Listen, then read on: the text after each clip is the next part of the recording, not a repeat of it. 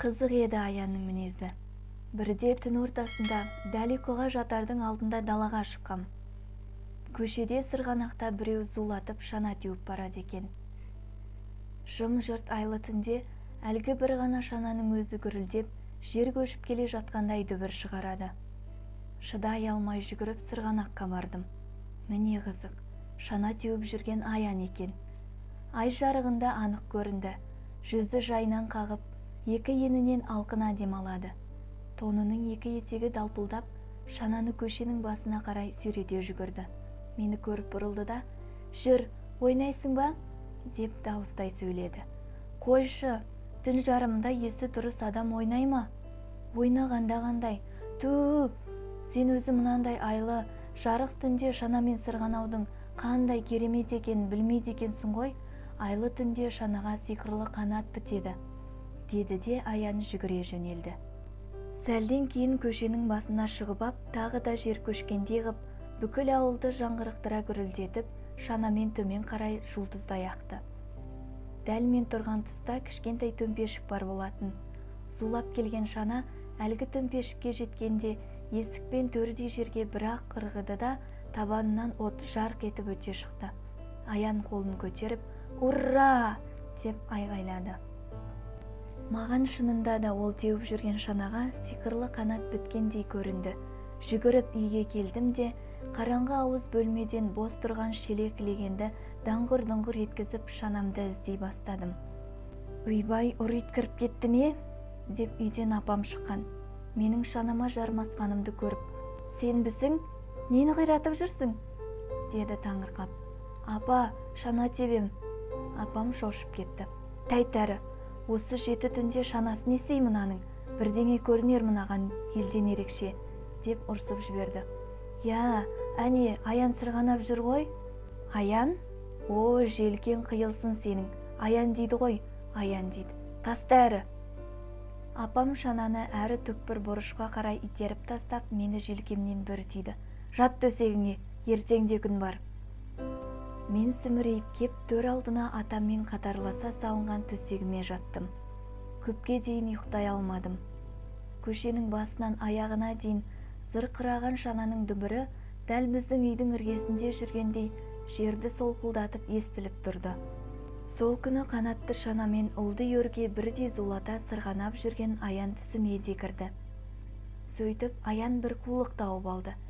Енді ол күнде кешкісін бізге сол күні ойлап шығарған жаңа ертегісін тездетіп айтып бітіреді де, біреуіміздің шанамызды сұрап ап, түннің бір уағына дейін сырғанақта жападан жалғыз ойнайды. Бір күні күн бұлттанып, оңынан баяу ғана ызғырық жел соғып тұрды. Қараңғылық ерте түскен. Біз де дағды бойынша ауыл үйлері шам жаға бастаған кезде ат қораның төбесіне жинала қалдық. Аян бұл күні өте-мөте көңілді еді. Бәріміз жапа-тармағай ешкі сирақ шылымды орауға кіріскенбіз. «Әй, мен сендерге бір қызық айтайын ба?» деді ол сүйініші сұрағандай қуанышты үнмен. Мен бүгін таң алдында түсімде ағамды көрдім. Рас айтам. Түнде жатарда ағамның пальтосын басыма жастап, көпке дейін есін иіскеп жатқам. Ағамның есі сіңіп қапты. Бір түрлі жусанның есі сияқты жақсы иіс. Мен бүйтіп жағасына мұрнымды тығып алдым да ұзақ-ұзақ иіскедім. Әжем ылғи, «Ағаңды анау жусан төбенің үстінде мал қайрам деп жүргенде айдалада тапқанмын» дейтін. Менің ағамда жусанның есі содан қалған. Сөйтіп жатып ұйықтап едім, түсіме кірді. Мен де ылғи көкемнің пальтосын жамылып жатамын. Менің көкемнің пальтосынан да жусанның есі шығып тұрады, деді бір бала. Сөйткенше болған жоқ, тұс-тұстан жамырай дуылдап, соғыста жүрген әкелеріміздің, ағаларымыздың үйде қалған киімдерін еске алып, олардан шығатын иісті сөз етіп кеттік. Және бір қызығы, көпшілігіміз ол иісті жусанның, дәл өзіміздің ауылдың іргесіндегі жусанның иісіндей дестік.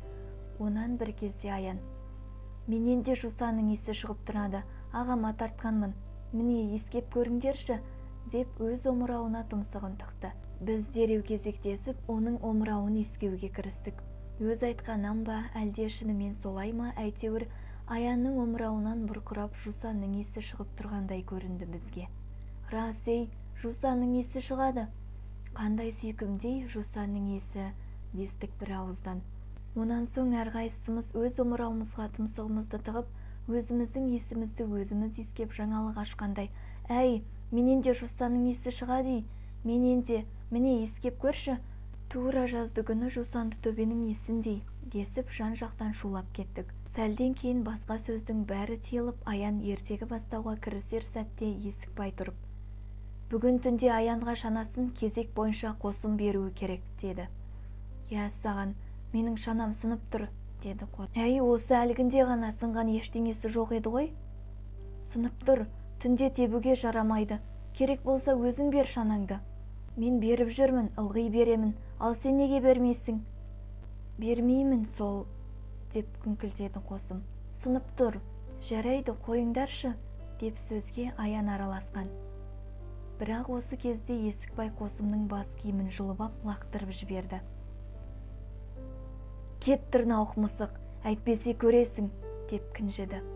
«Жарайды, қойшы Есікбай», деген Аян тағы да басу айтып.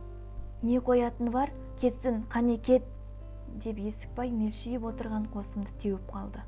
Қосым жер-көкті басына көтере азан-қазан ғып бақырып үйіне кетті. Есікбайды сыбап боқтап: «Қазір Тұржан ағама айтам, бәлем», деп бара жатты. Сол күні Аян жалғыз көзді дәу туралы ертегісін бастады. Бұл оның бұрынғы ертегілерінен де әлде қайда қызықты еді.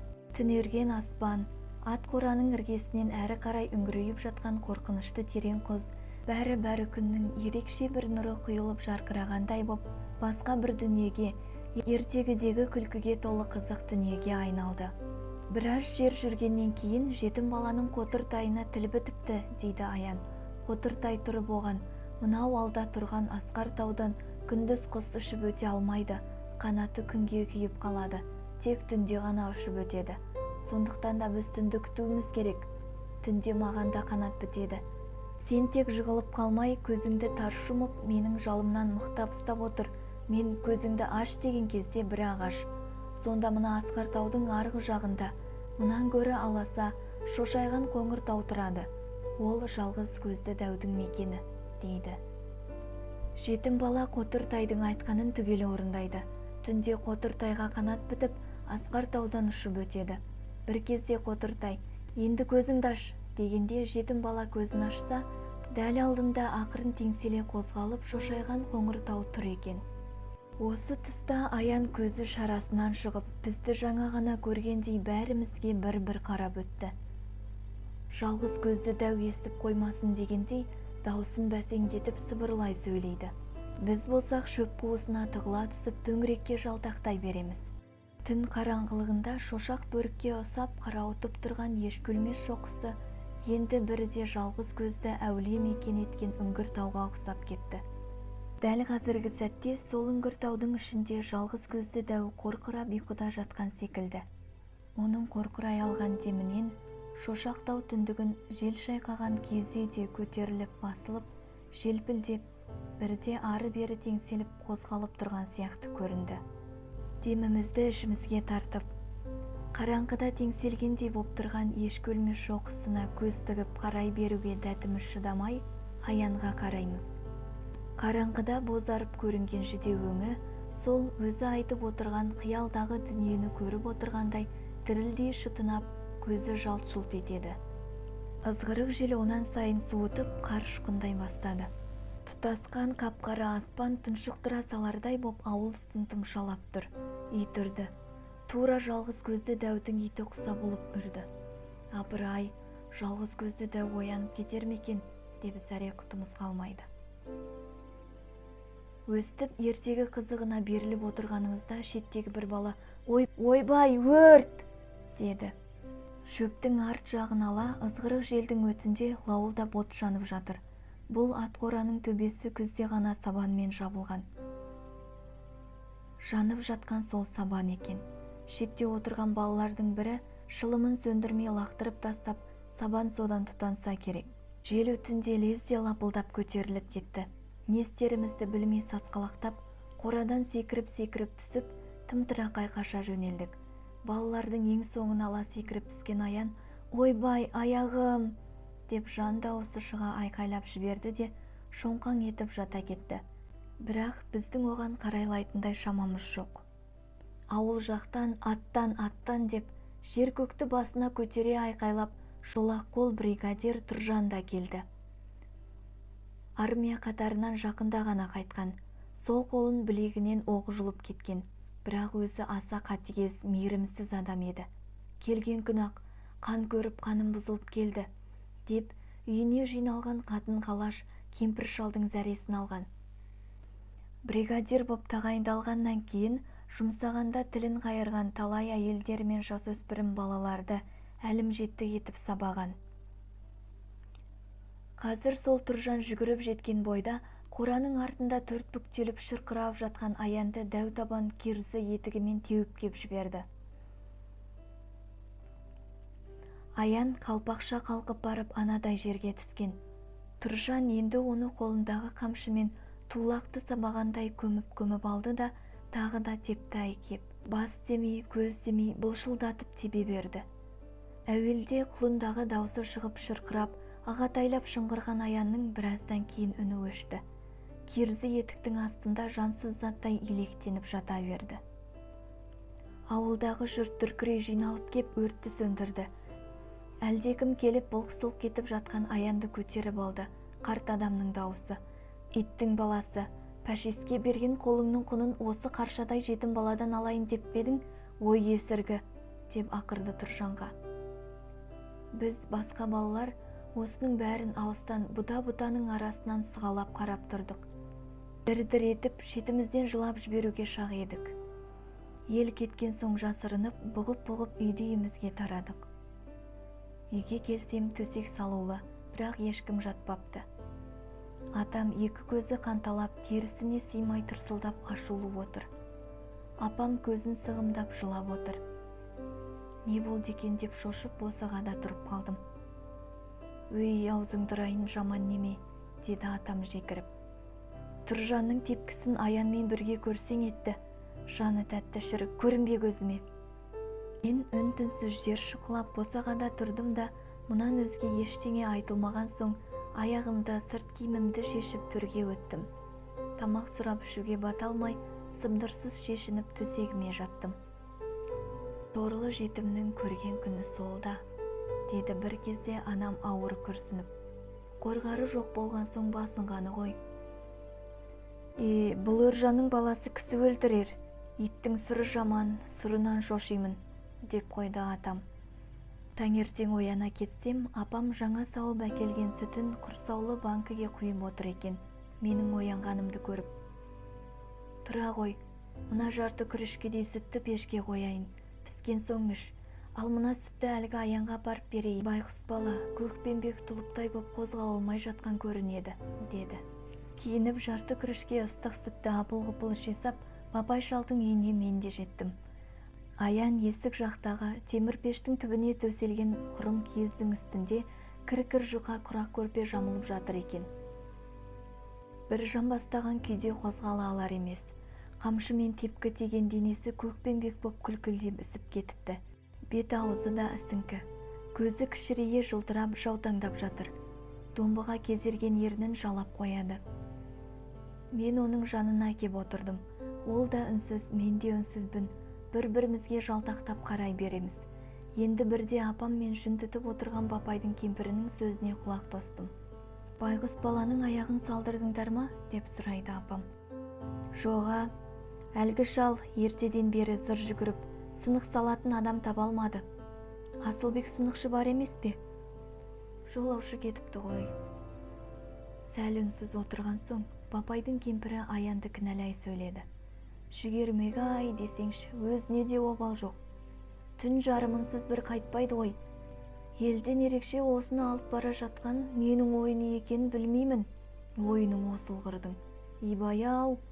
деп мұнан арғы сөзін сыбырға айналдырып жібереді. Осы үйдің көрпесін шірітіп, есі кіріп қалса да. Бапайдың кемпірі қанша сыбырлай айтса да, соңғы сөздері бізге анық естілді. Қып-қызыл боп кеткен Аян тістене шытынап, басын бұрып әкетті, іргеге қарап жатты. «Ойбай, белім-ай, көп отырып қаппын ғой, үйге кетейін», деп менің апам орнынан тұрды. «Аян тәуір болғанша күнделікті бір күрішке сүтті бізден алып тұрыңдар». Бабайдың кемпірі апаммен ілесе сыртқа шықты. «Қосымды соғу керек», дедім мен оңашада қалған соң. Аян теріс қарап жатқан күйде. «Ендігәрі өлсем де темекі тартпаспын», деді. «Тұржан жаман адам, қаны бұзылған». Бұл сөзіме Аян жауап берген жоқ. Әлден уақытта басын көтеріңкіреп маған: «Анау пальтоны әперші», деді ілулі тұрған қара пальтоны нұсқап. Мен осы үйдегі жалғыз орындыққа шығып пальтоны алып оның алдына әкелдім. Аян басын жастықтан әзер-деп көтеріп, екі қолы дірілдеп пальтоның жағасына тұмсығын тығып жіберіп құшырлана ескеп алды да: «Тезіліп қой, әйтпесе ұрсады», деді. Онан соң шалқасынан түсіп, көзі бажырайып, кірпік қақпастан үйдің төбесіне тесірейе қарап ұзақ жатты.